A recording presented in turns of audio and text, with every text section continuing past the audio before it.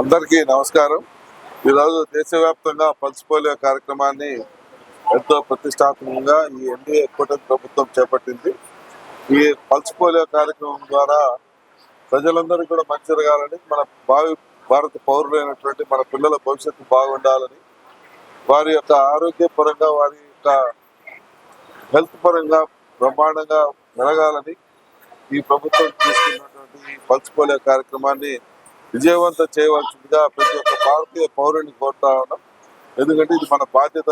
మన పిల్లల భవిష్యత్తు అనేది, మన పిల్లల ఆరోగ్య వ్యవహారాలు అనేది మనం చక్కబెట్టుకోవాల్సిన బాధ్యత మనదే. కాబట్టి ఈ పల్స్ పోలియో కార్యక్రమాన్ని విజయవంతం చేయవలసిందిగా అందరినీ కోరుతా ఉన్నాం.